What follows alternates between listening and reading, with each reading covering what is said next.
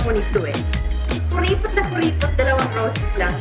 Pipigilin ko ang sabi na yun upang magkaroon ng pagkakataon. Magkakilala ng secret up.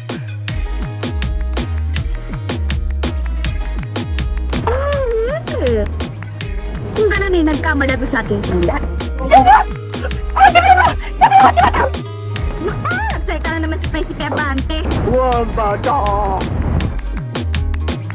Yung ba sinasabi mo? Yung bastos na nagharang sa ating mga kalabas? Anong kipait-pait ng tao yung taong bastos na walang modo? Nakikita nga nagpapalumpatay si Mal sa pinagsisertikalan.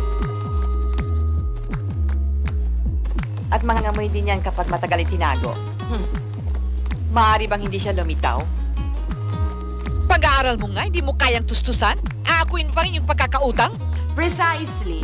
Your status is my problem, not yours.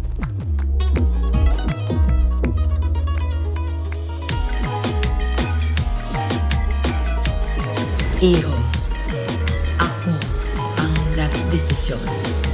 Hindi niya alam. Ngayon lang ay ang nasa ibabaw.